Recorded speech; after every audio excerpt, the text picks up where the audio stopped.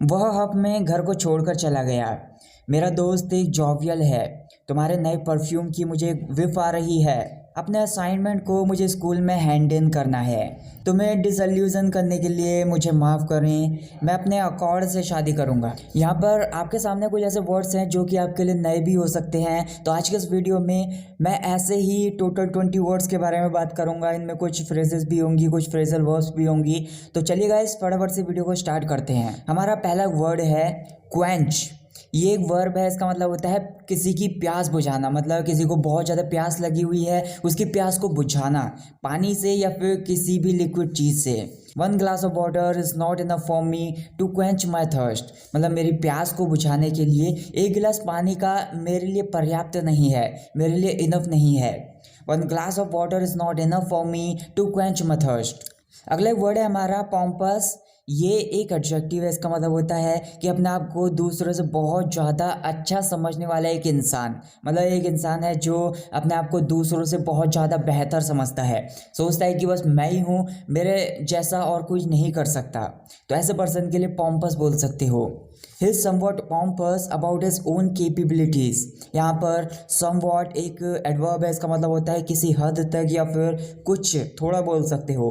Capability एक noun है। इसका मतलब होता है किसी चीज़ को करने की क्षमता या फिर उसकी योग्यता। तो इसका मतलब यहाँ पर ये होगा कि वो अपनी योग्यताओं को लेकर या फिर अपनी क्षमताओं को लेकर वो अपने आप को थोड़ा सा अपने आप को ज़्यादा ही बेहतर समझता है। मतलब ऐसा समझता है कि बस मैं ही कर सकता हूँ या फिर और ऐसी कोई योग्यता प्राप्त नहीं कर सकता। He is somewhat pompous about his own capabilities. अगला वर्ड है अटोन फॉर। इसका मतलब होता है किसी चीज़ के लिए प्रायश्चित करना। जैसे आपने कुछ गलत कर दिया है तो उसके लिए प्रायश्चित करना या फिर उसके लिए बुरा महसूस करना, उसके लिए पछतावा करना, ऐसे सेंस में इसका यूज़ कर सकते हैं। She had atoned for whatever she said. मतलब जो कुछ भी उसने कहा उस चीज़ के लिए उसने बुरा महसूस किया था या फिर उस चीज़ के लिए उसने पछतावा किया था। She had atoned for whatever she said. अगला वर्ड है हमारा फ्लोरिस्ट। ये एक एडजेक्टिव है। इसका मतलब होता है कि एक ऐसा पर्सन जो फूल बेचकर अपना गुजारा करता है। मतलब फूल बेचने वाले इंसान को आप फ्लोरिस्ट बोल सकते हो। I bought a rose from florist. मतलब एक फूल बेचने वाले इंसान से मैंने एक रोज़ लिया या फिर मैंने एक गुलाब का फूल खरीदा। I bought a rose from florist. Next हमारी एक फ्रेजल वर्ब है chunk out.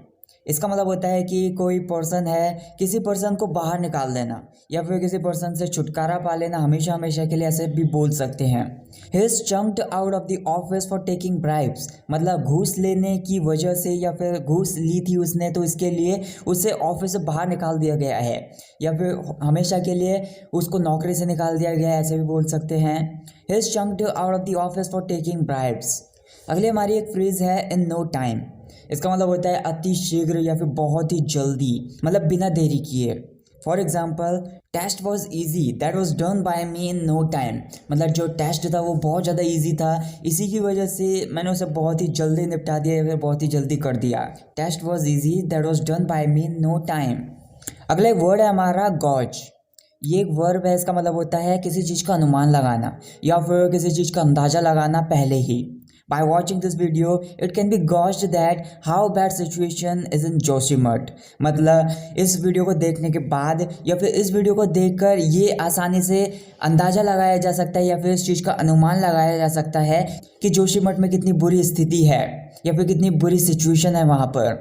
By watching this video, it can be gauged that how bad situation is in Joshimath. Live and let live। ये एक फ्रेज है। इसका मतलब होता है जियो और जीने दो। Stop picking out anyone's civils, live and let live. Pick out यहाँ पर एक फ्रेजल वर्ब है। इसका मतलब होता है किसी चीज़ को ढूंढना या फिर किसी चीज़ को खोजबीन करने के बाद निकाल लेना।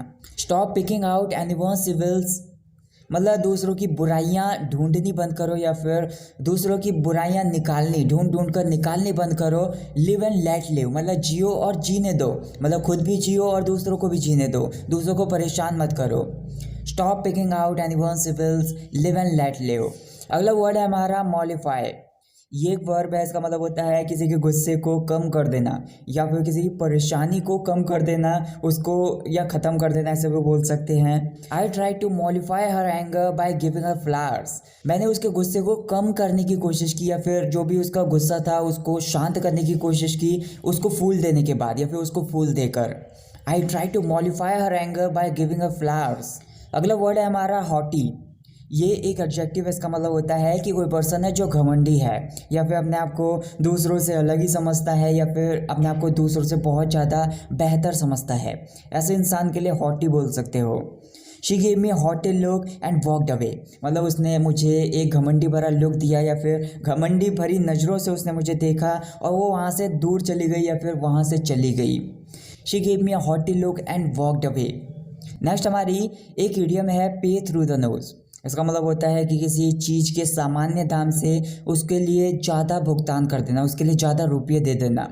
You paid through the nose for this jacket, मतलब इस जैकेट के लिए तुमने इसके सामान्य दाम से कहीं ज़्यादा रुपये दे दिए या फिर इसके लिए कहीं ज़्यादा भुगतान कर दिया।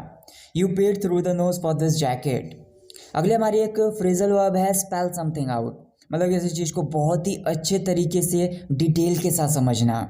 If you don't understand tell me I can spell you out. अगर तुम नहीं समझे या फिर अगर तुम्हें कुछ भी समझ में नहीं आता तो मुझे बताइए, मैं उसको डिटेल के साथ समझाऊंगा या फिर मैं उसको डिटेल के साथ समझा सकता हूँ आपको।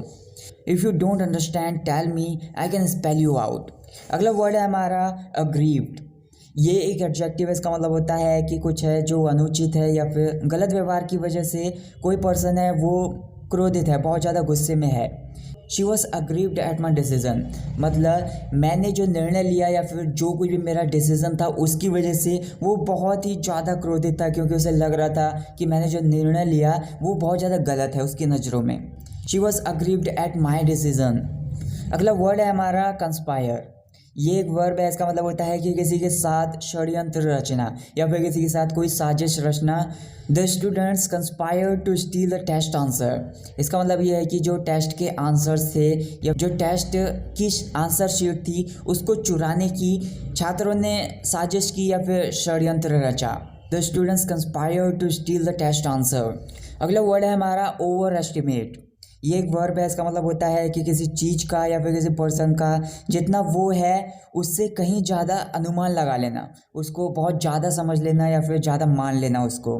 Don't over estimate the value of the car, मतलब कार की जितनी भी वैल्यू है, कार की जितनी भी कीमत है उसकी कीमत से कहीं ज़्यादा उसका अनुमान मत लगाओ। Don't over estimate the value of the car. अगला वर्ड है हमारा थ्रिफ्टी। इसको आप किसी पर्सन के लिए यूज़ कर सकते हैं क्योंकि ये एक एडजेक्टिव है। इसका मतलब होता है कि कोई पर्सन है जो कम खर्चीला है या फिर किफ़ायती है, या फिर ऐसा बोल सकते हैं जहाँ पर भी बात आती है पैसा खर्चा करने की, तो पैसों को खर्च करने के टाइम पे वो बहुत ही ज़्यादा टाइट हाथों से खर्चा करता है या फिर कम से कम खर्चा करने की कोशिश करता है। My mom taught me to be thrifty. इसका मतलब ये है कि मेरी मम्मी ने मेरे को सिखाया है कि कम खर्चीला बनो, या फिर जहाँ पर बात आती पैसा खर्च करने की, कहाँ पर पैसा बचाया जा सकता है, वहाँ पर ऐसा पर्सन बनने के लिए मेरी मम्मी ने मेरे को सिखाया। My mom taught me to be thrifty. अगला वर्ड है हमारा कंडक्ट। ये एक वर्ब है, इसका मतलब होता है किसी चीज़ को व्यवस्थित रूप से रखना या फिर कुछ करना जो कि व्यवस्थित रूप से करना। Police conducted an inquiry to find a criminal. Criminal को यहाँ पर एक नाउन के रूप में यूज़ किया जा रहा है। इसका मतलब होता है कि कोई पर्सन है जो अपराधी है, किसी ने कोई अपराध किया है या फिर मुजरिम है। पुलिस ने एक अपराधी को ढूंढने के लिए या फिर पुलिस ने एक मुजरिम को ढूंढने के लिए एक व्यवस्थित रूप से इंक्वायरी की या फिर खोजबीन की। Police conducted an inquiry to find a criminal. अगला वर्ड है हमारा एक्साइटिंग। ये एक एडजेक्टिव है, इसका मतलब होता है कि कुछ है जो उत्तेजक है, बहुत ज़्यादा रोमांचक है। The end of the movie was much exciting than I had expected, मतलब जितना मैंने एक्सपेक्ट किया था, जितना मैंने उम्मीद की थी उससे कहीं ज़्यादा जो मूवी का एंड था, जो मूवी का आखिरी सीन था वो बहुत ज़्यादा रोमांचक था। The end of the movie was much exciting than I had expected. Pig headed एक एडजेक्टिव है, इसको आप किसी पर्सन के लिए यूज़ कर सकते हैं कि कोई पर्सन है जो बहुत ज़्यादा मूर्ख है, मतलब सबसे बड़ा बेवकूफ़ इंसान है। It's useless to make him understand he is a pig headed. इसका मतलब ये है कि उसको समझाना बहुत ज़्यादा बेकार है, या फिर उसको समझाना ऐसा है कि भैंस के आगे बीन बजाना है, क्योंकि वो सबसे बड़ा मूर्ख है या फिर सबसे बड़ा वो बेवकूफ़ है। It's useless to make him understand he is a pig headed. So that's it guys for this video guys. आपके सामने कुछ वर्ड्स हैं, इन सारे वर्ड्स के ऊपर अपने एक एक सेंटेंस बनाकर मुझे कमेंट करके बताइए। और अगर आपने ये वीडियो यहाँ तक देख लिया तो मैं चाहता हूँ कि आप कमेंट्स में 303 टाइप करके मुझे कमेंट करके बताइए, और आपके जो भी डाउट्स हैं उनको भी मुझे कमेंट करके बताइए। मैं उन पर वीडियोस बनाकर आपके डाउट्स को क्लियर करने की अपनी पूरी कोशिश करूँगा। सो अगर आपको ये वीडियो पसंद आई हो तो वीडियो को ज़्यादा से ज़्यादा लाइक करें, ज़्यादा से ज़्यादा शेयर करें, चैनल को सब्सक्राइब करना ना भूलें। Thank you so much for watching this video. I will catch you in the next video. Take care.